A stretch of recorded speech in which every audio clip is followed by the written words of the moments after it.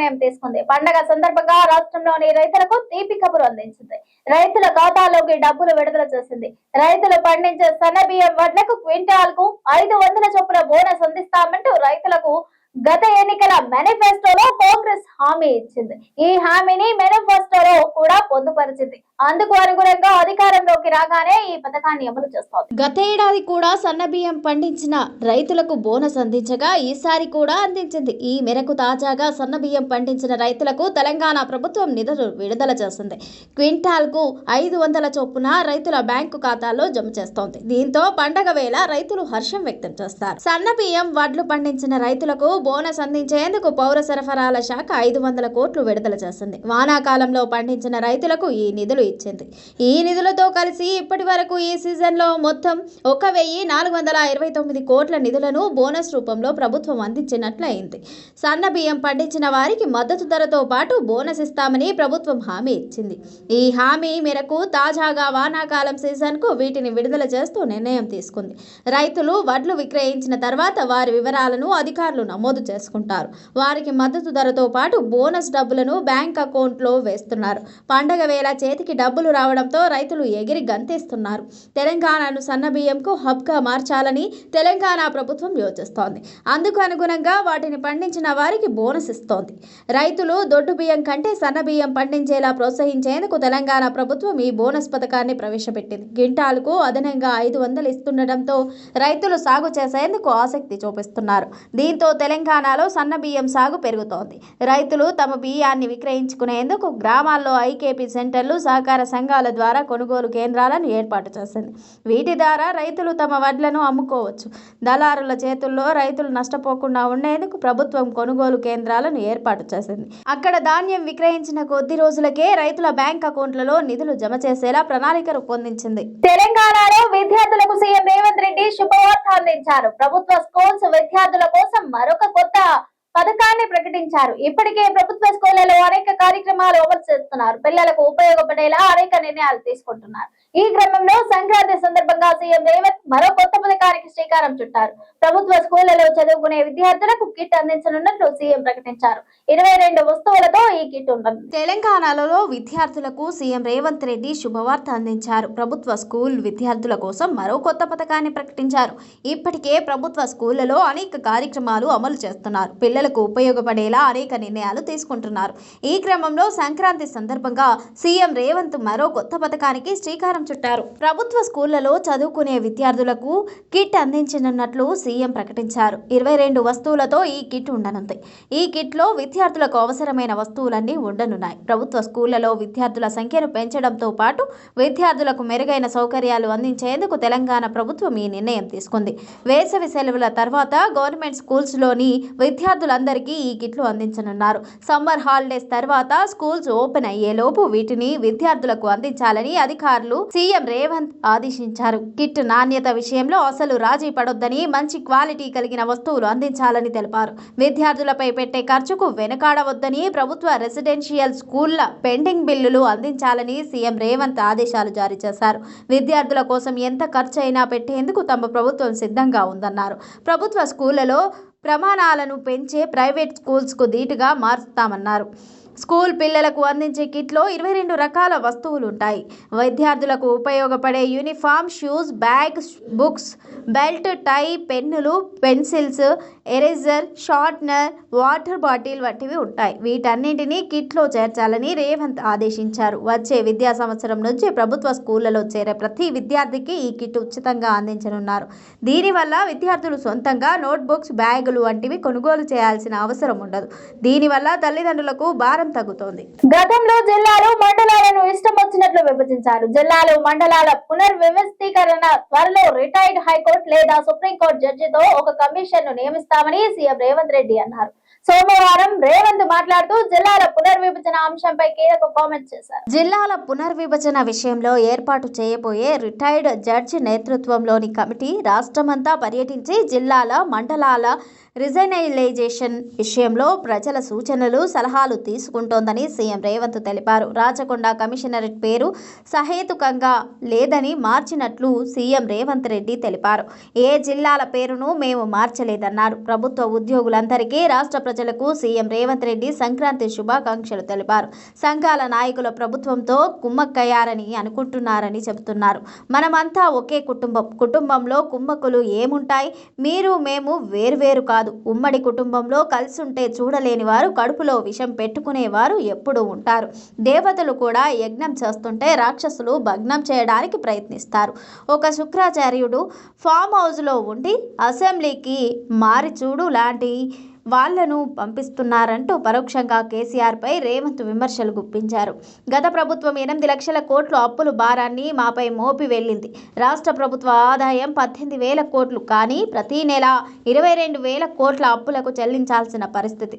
సగటు మధ్యతరగతి వ్యక్తి గౌరవంగా కుటుంబాన్ని ఎలా ముందుకు తీసుకెళ్తున్నారని ఆ ప్రభుత్వ నిధి కూడా అదే పరిస్థితి. మనమందరం కలిసికట్టుగా ముందుకు వెళ్లడం వల్లే సమాజంలో తెలంగాణ గౌరవం నిలబడింది. ప్రభుత్వాన్ని నడిపేది కేవలం ముఖ్యమంత్రి, మంత్రులు, ఎమ్మెల్యేలు మాత్రమే కాదు, 10.5 లక్షల మంది ఉద్యోగులు కూడా ఇందులో భాగస్వాములే. మీరు మా సారథులు, మా వారధులు. మీ సోదరుడిగా మీకు అండగా ఉంటా. గతంలో మీ జీతాలు ఎప్పుడిచ్చేవి, ఇప్పుడు ఎప్పుడొస్తున్నాయి ఒకసారి ఆలోచించండి అంటూ రేవంత్ తెలిపారు. నాడు బీఆర్ఎస్ హయాంలో పాలమూరు రంగారెడ్డి ప్రాజెక్టు విషయంలో రైతులతో రిట్ వేయించి మరీ ఏపీ ప్రభుత్వం ప్రాజెక్టుకు స్టే సాధిస్తే ఇక్కడి చేతగాని కాంగ్రెస్ సర్కార్ మాత్రం ఉద్దేశపూర్వకంగా విచారణ అర్హత లేని పిటిషన్ వేసి తెలంగాణకు తీరని అన్యాయం చేస్తుందని ఆరోపించారు.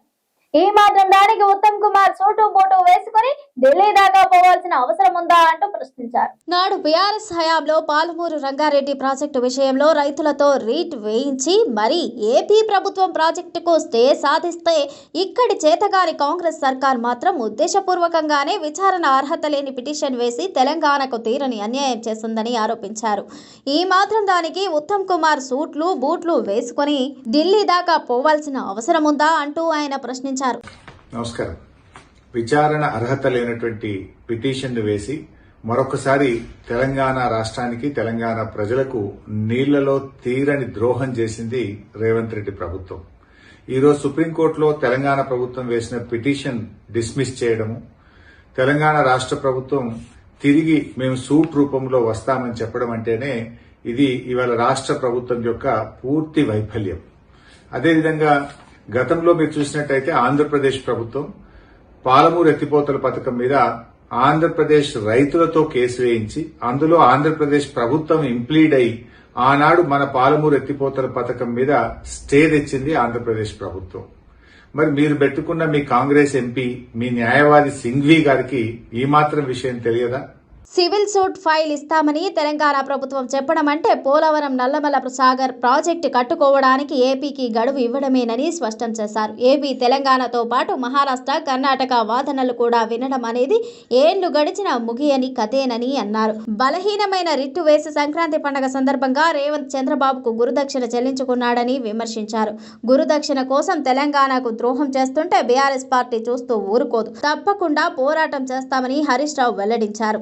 కేసీఆర్ హయాంలో అశాస్త్రీయంగా జిల్లాల విభజన జరిగిందని, తాము జిల్లాలను కుదిమిస్తామని, కొన్ని జిల్లాలను తొలగిస్తామని ఇటీవల అసెంబ్లీ రెవెన్యూ మంత్రి పొంగులేటి శ్రీనివాస్ రెడ్డి ప్రకటించడంపై బీఆర్ఎస్ వర్కింగ్ ప్రెసిడెంట్ కేటీఆర్ నిప్పులు జరిగారు. జిల్లాలను ముట్టుకుంటే అగ్గి పుడుతోందని, ఆ అగ్గిని పుట్టించే బాధ్యత బీఆర్ఎస్ పార్టీయే తీసుకుంటోందని స్ట్రాంగ్ వార్నింగ్ ఇచ్చారు. మహబూబ్ నగర్ లో బీఆర్ఎస్ సర్పంచ్లతో ఆత్మీయ సమావేశంలో కేటీఆర్ ఈ హెచ్చరిక జారీ చేశారు. కేటీఆర్ ఇంకా ఏమన్నారో ఆయన మాటల్లోనే మొన్న అసెంబ్లీలో రెవెన్యూ మంత్రి చెప్తున్నాడు. కేసీఆర్ ప్రభుత్వం అశాస్త్రీయంగా జిల్లాల విభజన చేసిందట.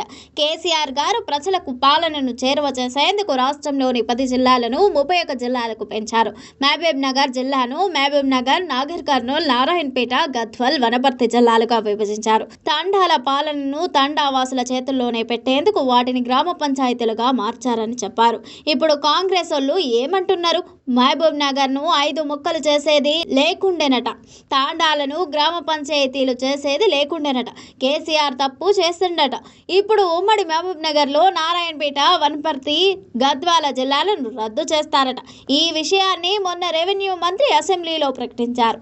జిల్లాలను శాస్త్రీయంగా విభజించలేదు కాబట్టి అన్నిటినీ తీసేస్తామంటున్నారు. మరే జిల్లాలను తీసేస్తే నారాయణపేటల్లో ఊకుంటారా? గద్వాలోళ్ళు, వనపర్తోళ్ళు ఊకుంటారా? నేను రేవంత్ రెడ్డికి ఒకటే హెచ్చరిక జారీ చేస్తున్నా. గద్వాల జిల్లాను ముట్టినా, నారాయణపేట జిల్లాను ముట్టినా, వనపర్తి జిల్లాను ముట్టినా అక్కడ అగ్గి పుడుతుంది. ఆ అగ్గి పుట్టించే బాధ్యత బీఆర్ఎస్ పార్టీ తీసుకుంటదని కేటీఆర్ వార్నింగ్ ఇచ్చారు. అబద్ధపు హామీలతో కాంగ్రెస్ పార్టీ అధికారంలోకి వచ్చి 2 ఏళ్లైనా రాష్ట్రంలో ఎక్కడేసిన గొంగడి అక్కడే ఉందని బీఆర్ఎస్ వర్కింగ్ ప్రెసిడెంట్ కేటీఆర్ విమర్శించారు. మహబూబ్ నగర్, నారాయణపేట జిల్లాలో బీఆర్ఎస్ పార్టీ తరఫున గెలిచిన సర్పంచులు, వార్డు సభ్యులతో ఆత్మీయ సమ్మేళనం కార్యక్రమంలో కేటీఆర్ పాల్గొన్నారు. ఈ సందర్భంగా గెలిచిన సర్పంచులు, వార్డు సభ్యులకు అభినందనలు తెలియజేశారు. పోరాడి ఓడిన వారిని కూడా అభినందించారు. ఆ తర్వాత ఆయన కాంగ్రెస్ పార్టీ అధికారంలోకి వచ్చి 2 ఏళ్లైనా రాష్ట్రాన్ని ఏమాత్రం అభివృద్ధి చేయకపోవడంపై మాట్లాడారు. గతంలో నేను మున్సిపల్ మంత్రిగా పనిచేసిన 2014 కంటే ముందు మహబూబ్ నగర్ పట్టణం ఎట్లుండే, ఇవాళ ఎట్లున్నది అనేది చూస్తున్న మీ అందరికీ తెలుసు. ఒక్క మహబూబ్ నగరే కాదు, నారాయణపేట, వనపర్తి, నాగర్ కర్నూల్, గద్వాల ఇలా జిల్లాల పట్టణం ఏ పట్టణం చూసినా ఎట్లా అభివృద్ధి చెందినాయో మీరందరూ చూసిండ్రు. ఈ పట్టణాలు 2014కు ముందు ఎట్టుండే, ఇప్పుడు ఎట్టున్నాయో మీరు గమనించండి. కేసీఆర్ నాయకత్వంలో 1-2 కాదు, అన్ని పట్టణాలను అభివృద్ధి చేసుకున్నాం, అన్ని పల్లెలను అభివృద్ధి చేసుకున్నామని చెప్పినారు. పట్టణ ప్రగతి, పల్లె ప్రగతి కార్యక్రమాల కింద పల్లె పట్టణం అన్న తేడా లేకుండా బ్రహ్మాండంగా అభివృద్ధి చేసినాం. సరే, అసెంబ్లీ ఎన్నికల్లో మనం కొద్ది తేడాతో ఓడిపోయినాం. కాంగ్రెస్ అధికారంలోకి వచ్చి 2 ఏళ్ళయింది. ఎక్కడేసిన గొంగడి అక్కడే ఉన్నట్లు ఉన్నది. కొత్తగా చేసింది ఏమీ లేదు. పల్లెల్లో కేసీఆర్ నాయకత్వంలో ట్రాక్టర్లు పెట్టి, నీటి ట్యాంకర్లు పెట్టి, చెట్లు పెట్టి, ఇంటింటికి నల్లా పెట్టి, ప్రతి పల్లె వీధుల్లో స్ట్రీట్ లైట్లు పెట్టి, డంపింగ్ యార్డులు పెట్టి, వైకుంఠధామాలు కట్టి, పల్లె ప్రకృతి వనాలు కట్టి బ్రహ్మాండమైన అభివృద్ధిని కేసీఆర్ చూపించారు. కానీ కాంగ్రెస్ అధికారంలోకి వచ్చిన 2 ఏళ్లలో ఈ ట్యాంకర్లు నీళ్లు లేవు, ట్రాక్టర్లో డీజిల్ లేదు, వీధుల్లో లైట్లు వెలుగుతలేవంటూ విమర్శించారు. కేసీఆర్ గారి నాయకత్వంలో 1-2 కాదు, అన్ని పట్టణాలు అభివృద్ధి చేసుకున్నాం, అన్ని పల్లెలు అభివృద్ధి చేసుకున్నాం. పల్లె ప్రగతి, పట్టణ ప్రగతి అనే కార్యక్రమాల కింద పల్లెలు, పట్టణాలు అనే తేడా లేకుండా బ్రహ్మాండమైన అభివృద్ధిని చూసుకున్నాం. సరే, కొద్ది తేడాతో ఓడిపోయినాం. కానీ 2 ఏళ్ళు అయిపోయింది కాంగ్రెస్ ప్రభుత్వం వచ్చి. ఎక్కడేసిన గొంగలి అక్కడనే అన్నట్టు ఒక్క పని కూడా కొత్తగా చేసింది లేదు.